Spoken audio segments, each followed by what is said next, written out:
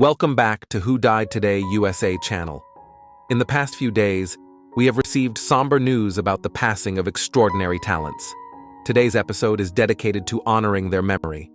Additionally, we will recap the stars we have recently lost. Before we begin, we kindly ask for your support.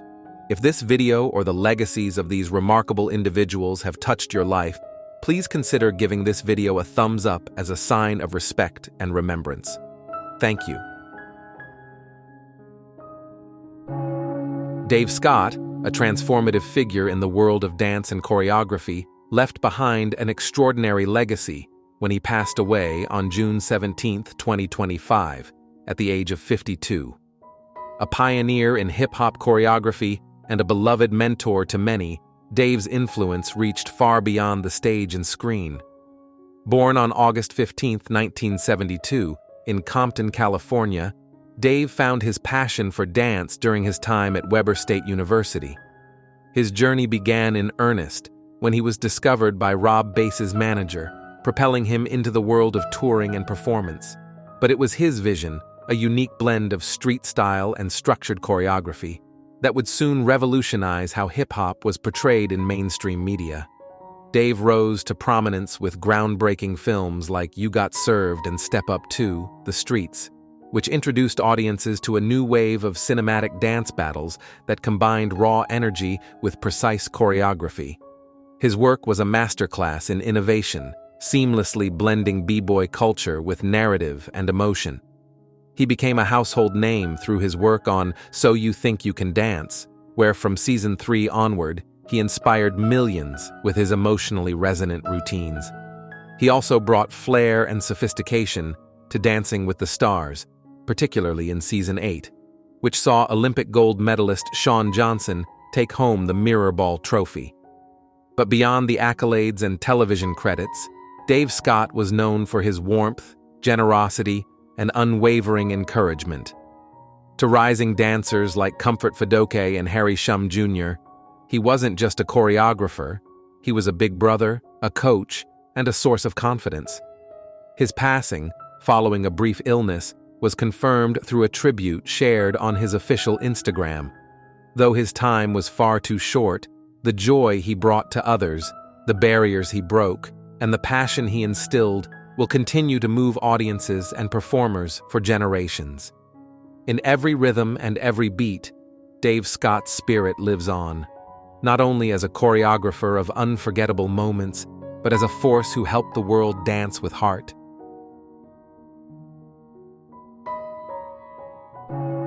Charles Burrell, the brilliant African-American double bassist and the first black musician to join a major American symphony orchestra, passed away on June 17, 2025, at the age of 104.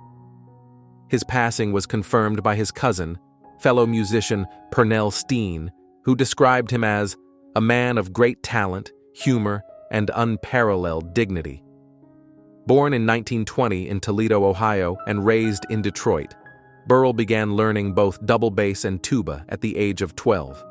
Despite excelling in music, he faced harsh discrimination. As a student at Wayne University, he once recalled a professor telling him, "As long as I'm here, there will be no Negroes in the music department of public schools." Yet Burl refused to let prejudice define him. After serving in the military during World War II, he broke racial barriers in 1949 by becoming the first black musician to earn a contract with a major U.S. orchestra, the Denver Symphony, now the Colorado Symphony. His groundbreaking success opened doors for countless musicians of color in the classical world. He later joined the San Francisco Symphony, again making history as the orchestra's first black member. During his time in California, he also became one of the first black professors at the San Francisco Conservatory of Music. Beyond classical music, Burl's love for jazz ran deep.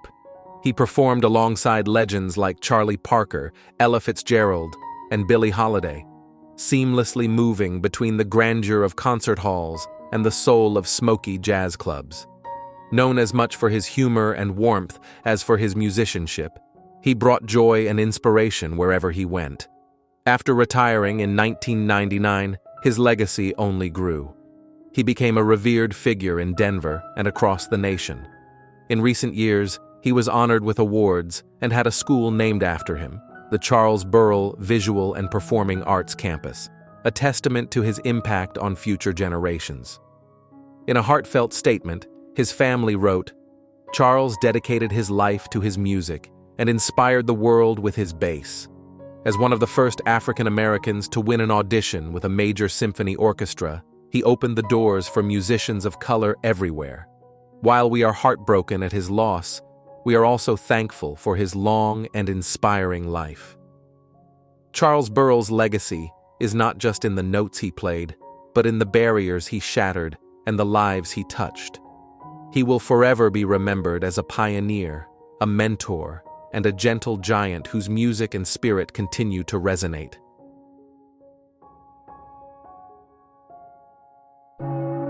Breaking news.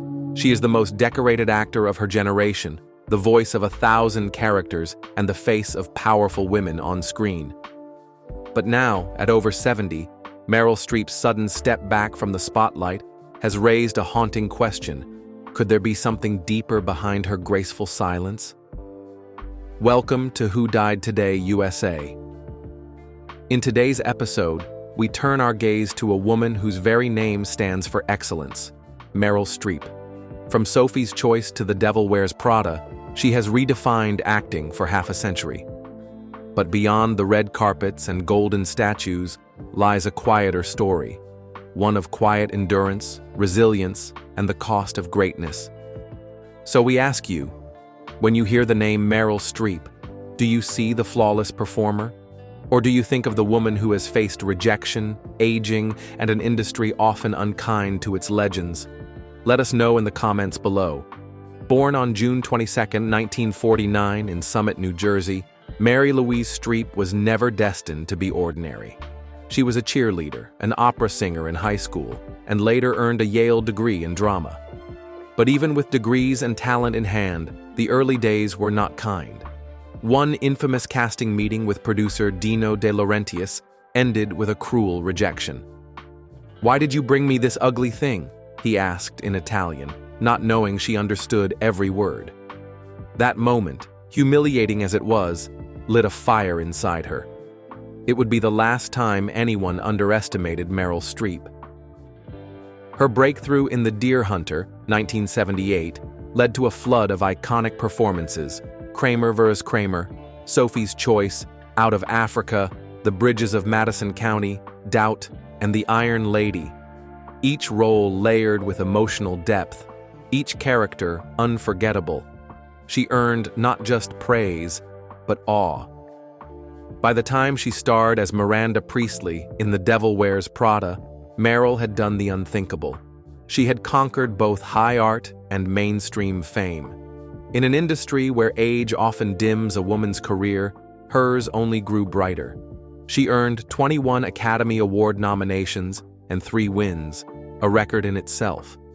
But Meryl's story is not just a litany of success.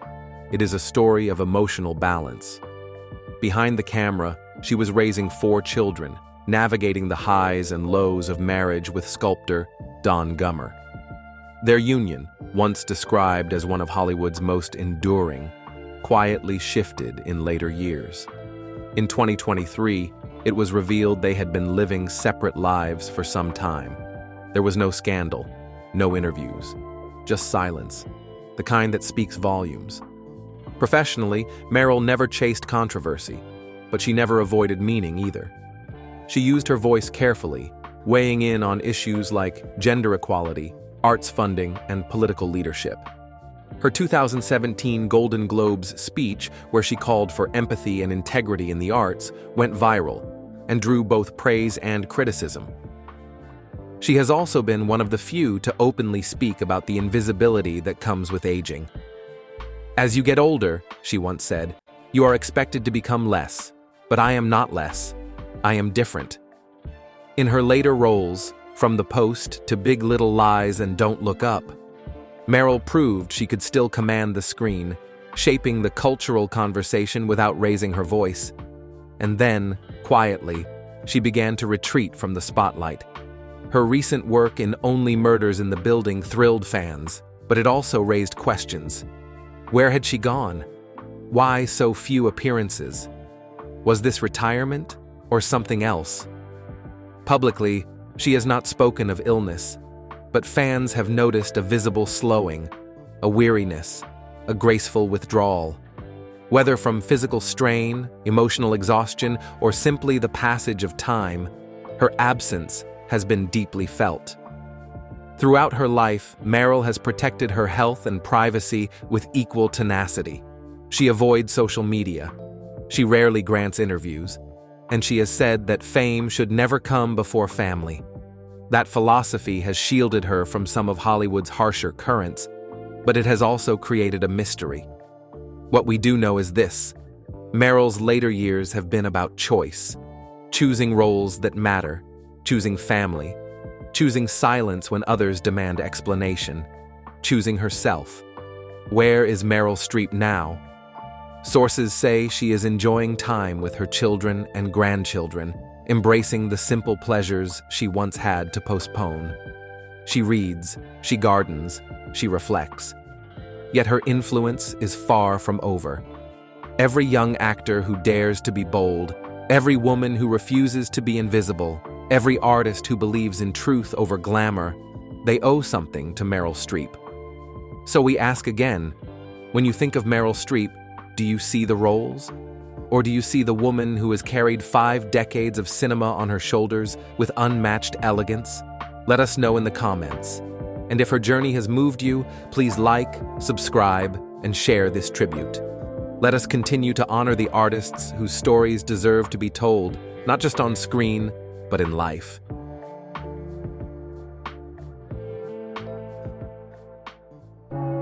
Anne Burrell, the vivacious and trailblazing chef who lit up kitchens and hearts alike, passed away unexpectedly on June 17, 2025, at her home in Brooklyn.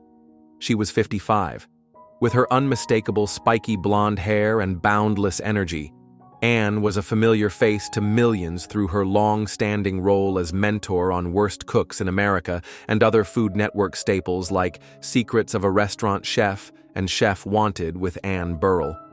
But beyond her formidable culinary skills, she was beloved for her bold personality, infectious laughter, and unwavering passion for helping others find confidence in the kitchen. Anne's journey was one of perseverance, talent, and authenticity. A graduate of the Culinary Institute of America and a veteran of some of New York's top restaurants, she made her mark in a male-dominated industry with determination and flair. As a mentor on Worst Cooks, she transformed chaos into confidence, earning the admiration of both audiences and contestants season after season. Her sudden passing, following a suspected cardiac event, has left the culinary world in shock. Tributes have poured in from friends and colleagues, including longtime friend Bobby Flay, who fondly remembered her not just as a brilliant chef, but as the person who introduced him to the world of Maine Coon cats, including his beloved Nacho. The greatest gift I got from AB was turning me on to a world of Maine Coon cats, he wrote, a gift that I'll have forever. Anne's love of food was only matched by her love of life. Her 2021 wedding to Stuart Claxton was a joyful celebration shared with dear friends, including Rachel Ray, who remembered Anne as strong, vibrant, fearless, so full of life and love. Though her passing has left an immense void, Anne Burrell's legacy lives on through the lives she touched, the meals she inspired, and the joy she brought to kitchens everywhere. She was one of a kind and truly unforgettable.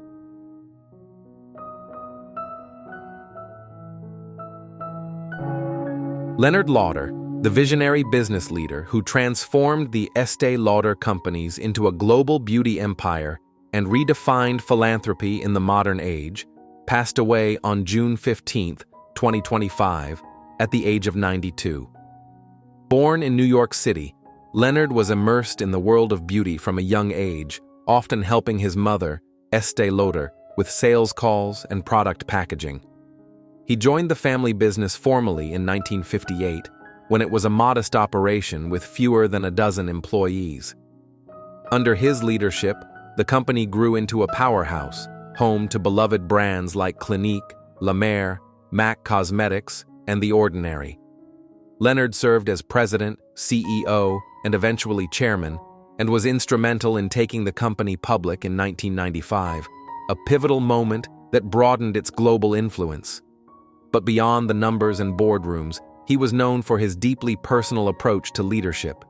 He wrote handwritten notes to colleagues and partners, always emphasizing connection and care. When asked how he hoped to be remembered, he said simply, "He listened, and he was kind." Known for coining the lipstick index, the idea that lipstick sales rise in hard economic times as affordable indulgences, Leonard had a gift for understanding human behavior and translating it into business insights. Yet, his contributions extended far beyond beauty. A passionate art collector, he made history in 2013 with the largest single philanthropic gift to the Metropolitan Museum of Art, a 78-piece collection of Cubist art. He also helped found the Alzheimer's Drug Discovery Foundation and served as honorary chair of the Breast Cancer Research Foundation, championing research and awareness. Leonard is survived by his wife, Judy Glickman Lauder, and his sons, William and Gary. He leaves behind not only a thriving company, but a legacy of generosity, curiosity, and heartfelt leadership. In business and in life, Leonard Lauder built more than a brand. He built a legacy of care that will endure for generations.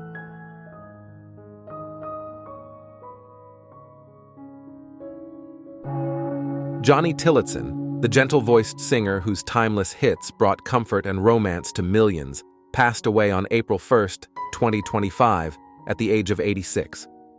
A true 1960s teen idol and Grammy-nominated artist, he left behind a legacy of music that continues to stir hearts across generations. Born in Jacksonville, Florida, Johnny's musical journey began early, singing on the radio and at local events. It was during his time at the University of Florida that fate intervened. A local DJ submitted his demo to a talent contest, and the rest was history. By 1960, he had burst onto the national stage with Poetry in Motion, a heartfelt anthem that soared to number 2 on the Billboard Hot 100 and became his signature song. His career blossomed with other beloved tracks like Talk Back Trembling Lips and It Keeps Right On a Hurtin', the latter earning him his first Grammy nomination in 1962. That song, with its tender lyricism and aching melody, touched so many that it was later recorded by legends, including Elvis Presley and Dean Martin. Another nomination followed in 1966 for Heartaches by the Number, further cementing his place in American pop and country music history. Though Johnny enjoyed stardom, those who knew him best remember a man of quiet humility, warmth, and kindness. His wife of 45 years, Nancy, described him as a gentleman through and through, and a man whose life was deeply shaped by gratitude to his fans, to his music, and to those closest to him. In his final years, even as he lived with Parkinsonism, Johnny remained engaged and creative. Just days before his passing, he released Everything I Touch Turns to Blue, a poignant final note in a life devoted to song. He is survived by his beloved wife Nancy, his son John, stepdaughter Genevieve, and grandchildren. Johnny Tillotson will forever be remembered for the tenderness in his voice and the sincerity in his songs, a legacy of love set to music.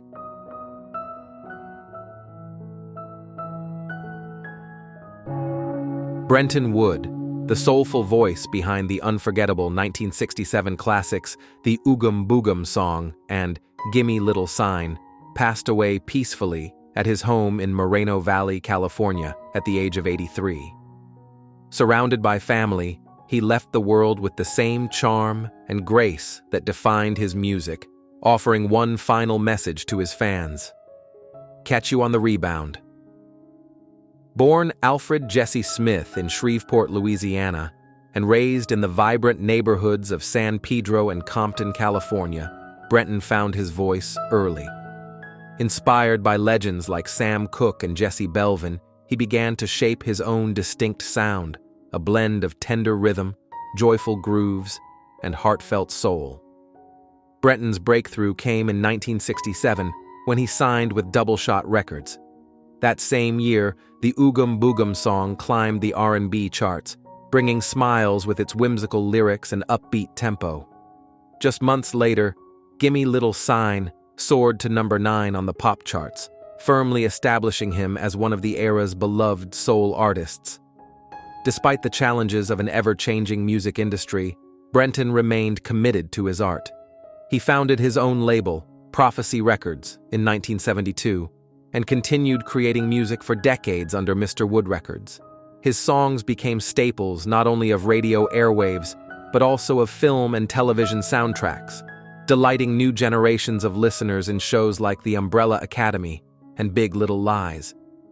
In 2024, Brenton set out on a farewell tour fittingly titled Catch You on the Rebound, a nod to one of his most beloved tracks. Though the tour was ultimately paused due to health reasons, the sentiment rang true, a celebration of a lifetime of music, love, and connection. Brenton Wood's joyful melodies and warm spirit live on. His music, like his message, is timeless, a sweet reminder to cherish life, love often, and always dance a little when the beat feels right.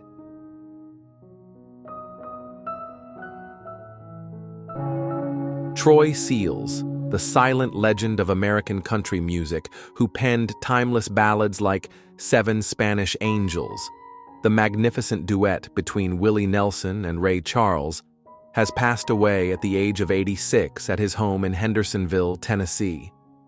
He departed surrounded by his family, leaving behind a musical legacy that will forever echo in the hearts of music lovers. Born in Big Hill, Kentucky in 1938 and raised in Cincinnati, Troy Seals once stepped away from music to work in construction. But music called him back. He returned to Nashville not only to write songs, but also to help build the legendary Quadraphonic Sound Studios, a cradle of creativity for artists like Neil Young, Joan Baez, and Dan Fogelberg. With over 75 songs charting on Billboard and more than 10 reaching number 1, his lyrics were brought to life by hundreds of artists across genres, from Randy Travis and Hank Williams Jr. to Eric Clapton, Etta James, and Ronnie Milsap. One of his most iconic works, Seven Spanish Angels, is a tragic, Tajano-inspired ballad about a doomed outlaw and his faithful lover. When Willie Nelson and Ray Charles agreed to record it as a duet, the song didn't just top the charts, it touched souls, painting a story of love and sacrifice with every note. Troy once shared, "I don't write much alone. We start with a simple idea, something that hasn't been said too many times, and then let our hearts take it from there." That was the magic behind classics like There's a Honky Tonk Angel, Lost in the 50s Tonight, and I've Got a Rock and Roll Heart.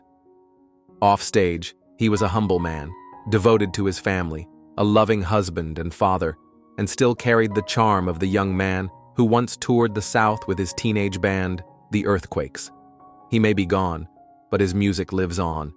In the gentle ache of old love songs, in the memories of generations past, and in the hearts of those who've seen themselves in the words of Troy Seals. Nashville has lost one of its finest storytellers, but the rest of us get to keep the most beautiful part of him, his songs.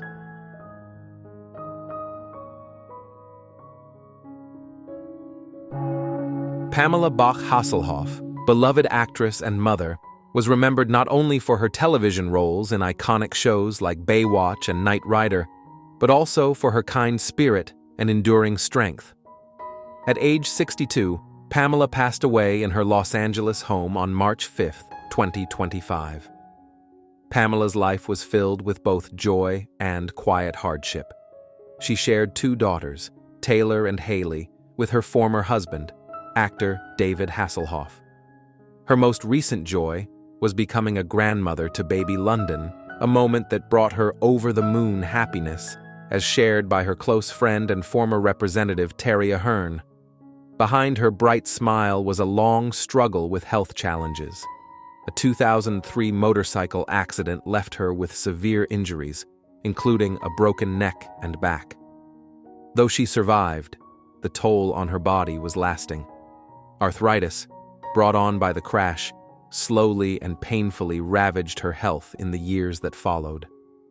Despite this, Pamela remained a light to those who knew her, always offering love, support, and kindness. Friends describe her as someone who stood for sweetness, compassion, and love. She adored animals, cherished her family, and was known for helping others without hesitation. Her radiant smile and contagious laugh left a deep impression on all who met her.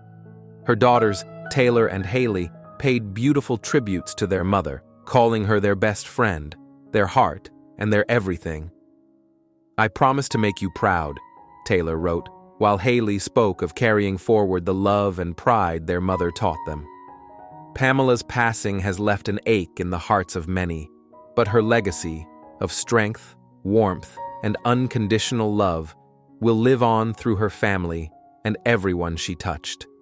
She will always be remembered as a gentle soul who, even in silent struggle, never stopped giving her heart to the world.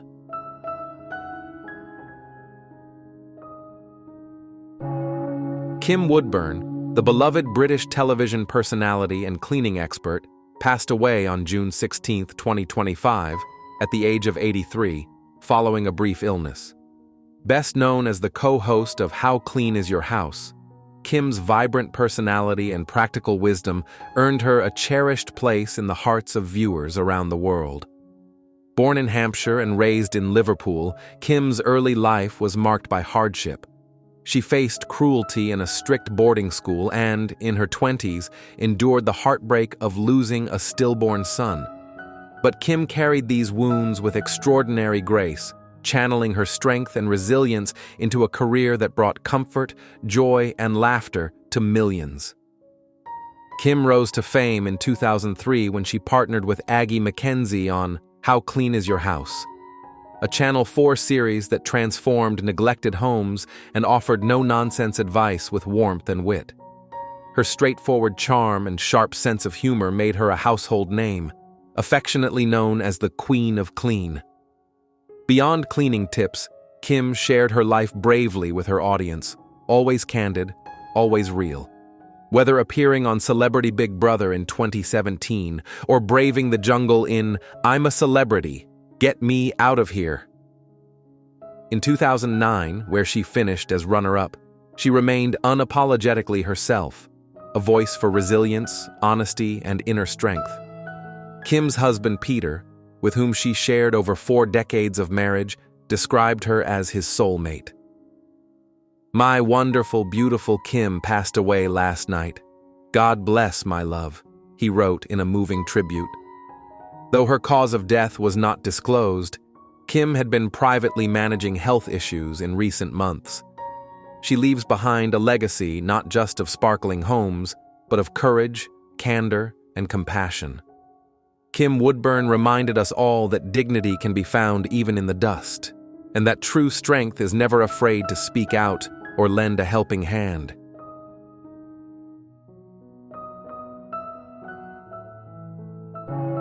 Brian Murphy, the cherished British actor known for his unforgettable role as George Roper in the classic sitcoms Man About the House and George and Mildred, passed away peacefully at the age of 92 after a battle with cancer. He died at his home in Kent, England, surrounded by those who loved him. Born on the Isle of Wight in 1932, Murphy's early years were marked by service and resilience. After completing his national service with the Royal Air Force, he pursued acting at the prestigious Royal Academy of Dramatic Art in London. His passion led him to Joan Littlewood's theatre workshop in the 1950s, a formative period where he met lifelong collaborators and honed his gift for character acting. Murphy rose to national prominence in the 1970s as the comically curmudgeonly landlord George Roper in ITV's Man About the House. His portrayal of George, forever exasperated, often befuddled, and always hilariously endearing, made him a household name. The show's success led to the beloved spin-off George and Mildred, where Murphy's chemistry with Eutha Joyce brought depth and humor to every episode. American audiences might remember their counterparts as the inspiration for Three's Company and The Ropers.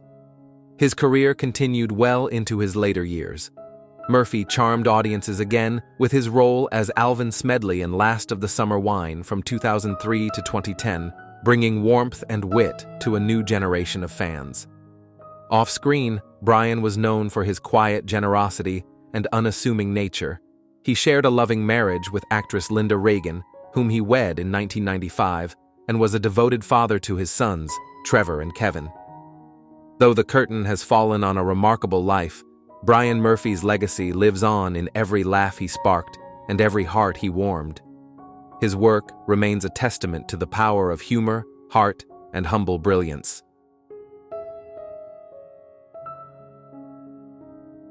The Viven, born James Lee Williams, was a beloved British drag performer whose talent, wit, and authenticity lit up every stage she graced. Tragically, she passed away at just 32 years old in January 2025, leaving behind a legacy that continues to inspire and empower the drag community worldwide. A native of Colwyn Bay, Wales, James's transformation into the Viven marked the beginning of a spectacular rise to fame. She won hearts across the globe when she was crowned the first ever winner of RuPaul's Drag Race UK. With her sharp humor, flawless performances, and commanding presence, she redefined British drag on an international stage. She later returned to the Drag Race franchise as the only non-American contestant on All Stars Season 7. Behind the glamour and accolades, the Viven was deeply loved for her warmth, generosity, and radiant spirit. Friends described her as someone who could make a room shine with just her presence, a beacon of kindness, resilience, and charm. In March 2025, her family and manager confirmed that she died from cardiac arrest due to the effects of ketamine. Her loved ones have since spoken out about the dangers of ketamine abuse, determined to raise awareness and help others through this painful tragedy. To honor her legacy, a heartfelt documentary titled Dear Viv is in production, capturing her journey from North Wales to international stardom and reflecting the indelible mark she left on fans, friends, and fellow queens alike. RuPaul, mourning her death, described her as an incredibly talented queen and a lovely human being, while Michelle Visage remembered her as a beacon to so many, always laughing, always giving. The Viven's brilliance, compassion, and courage will not be forgotten. Her star burned bright, and though she left too soon, her influence and love will forever remain in the hearts of all who knew her.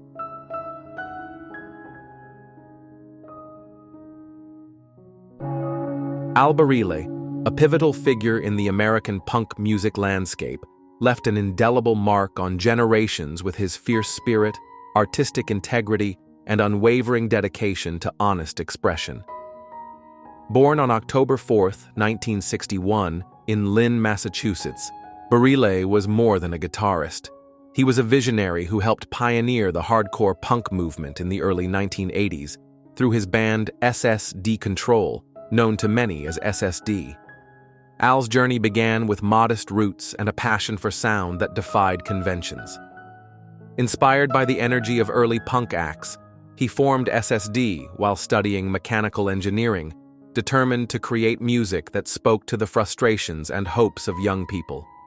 With raw, urgent songs that often lasted less than a minute, SSD voiced bold messages about individuality, self-discipline, and social awareness. Their debut album, The Kids Will Have Their Say, became a landmark in underground music, offering a sense of purpose to listeners who felt overlooked by the mainstream. Behind the powerful chords and rebellious energy was a man deeply committed to sincerity and community. Barile helped define a movement that championed clarity and purpose, offering young fans an alternative to the distractions of the era. Despite facing challenges, from navigating the harsh music industry to health struggles later in life, he never lost sight of his mission to stay true to his values. In 2022, Al was diagnosed with colon cancer, a difficult chapter he met with the same quiet strength that had defined his career. Surrounded by loved ones, he spent his final years reflecting on a life well lived, filled with purpose, creativity, and deep connection to his audience. In 2025, SSD was honored with induction into the New England Music Hall of Fame, a fitting recognition for a group, and a man, who helped shape the soul of a generation. Barile's story is one of courage, resilience, and devotion to a sound that spoke the truth. His legacy endures, not just in music, but in the hearts of all who believed in something bigger.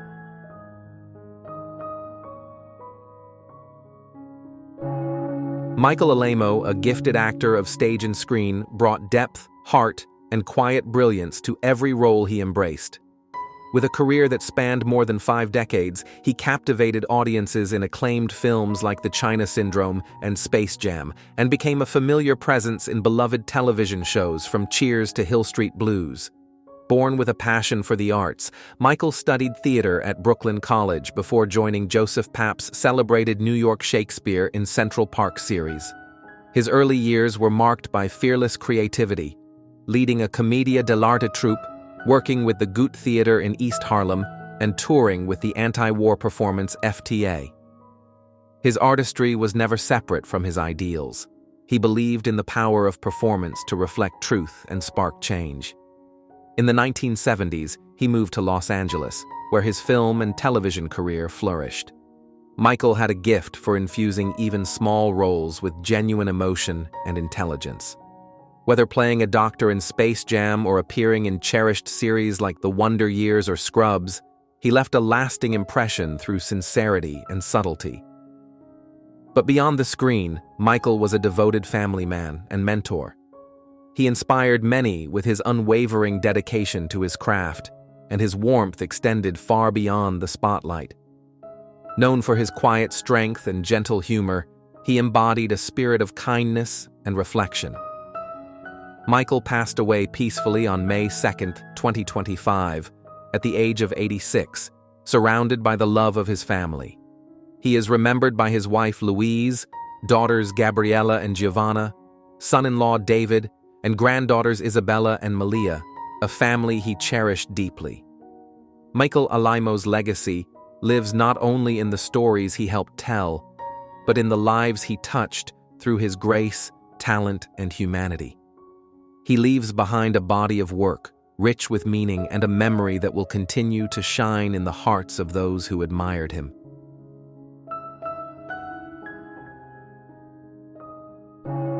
Latest news.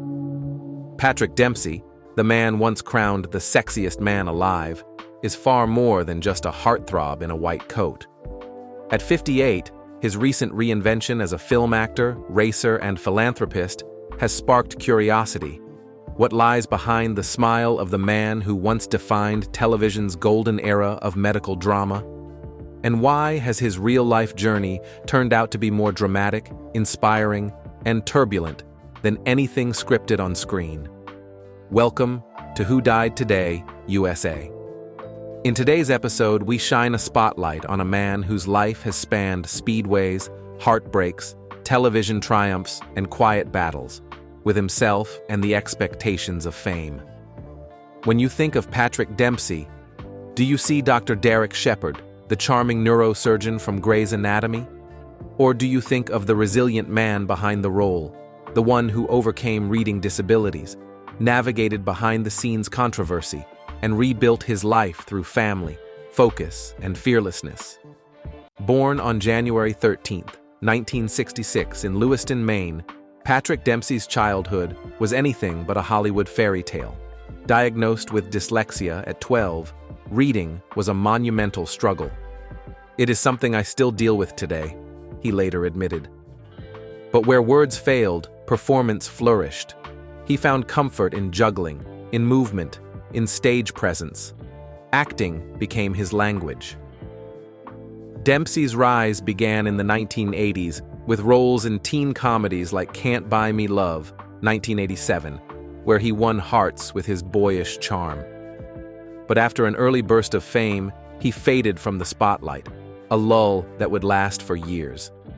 In Hollywood, comebacks are rare, but Patrick's wasn't just a return, it was a revolution. When he joined Grey's Anatomy in 2005, his career was reborn. As Dr. Derek McDreamy Shepherd, he became a global sensation, combining surgical skill with movie star magnetism. Millions tuned in weekly to see him, and the role earned him multiple award nominations. But the pressure behind the scenes told a different story. Reports later revealed that Dempsey's behavior on set was far from dreamy. Tension with cast and crew escalated. A 2021 tell-all book, How to Save a Life, described an environment so toxic that some staff developed stress-related symptoms. There were HR issues, the author wrote. He had this hold on the set where no one felt safe. It was an unraveling of a carefully polished public image. In 2015, after 11 seasons, Dempsey exited the show. Though the departure was officially mutual, many insiders pointed to mounting conflict and a growing desire on Dempsey's part to pursue other passions, including racing. Yes, racing.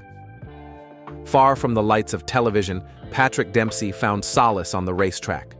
Competing in events like the 24 Hours of Le Mans and Rolex 24, he was not a celebrity playing racer. He was the real deal. "Racing is my true passion," he once said.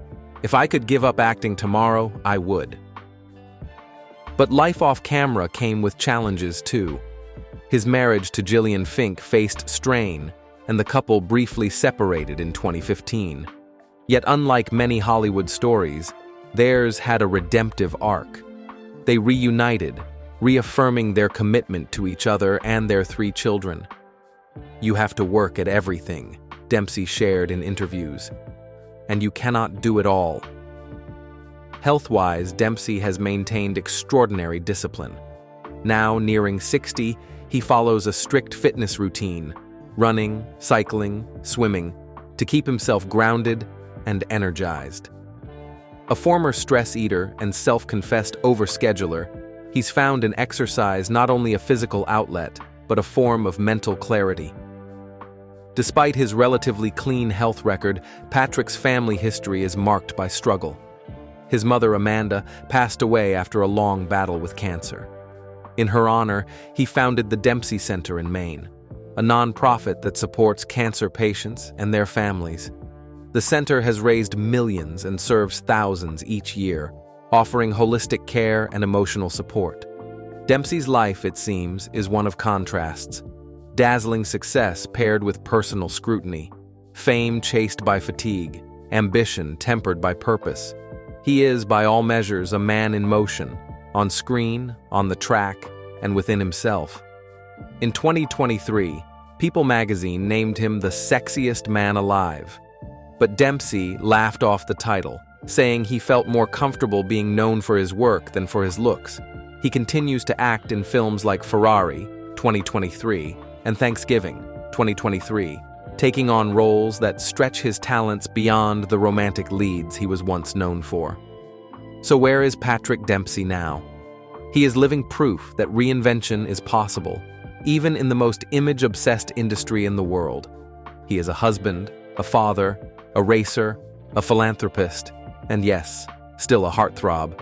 But beyond that, he is someone who has learned, sometimes the hard way, how to take control of his story. Let us ask you, when you think of Patrick Dempsey, do you think of the doctor who stole hearts, or the man who rebuilt his own? Share your thoughts in the comments, and if his journey moved you, please like and subscribe to help us keep honoring the lives and legacies of those who continue to inspire from behind the curtain. From dyslexia to drama, from burnout to balance, Patrick Dempsey's story reminds us that healing does not just happen in hospitals. Sometimes, it happens in the quiet decision to begin again.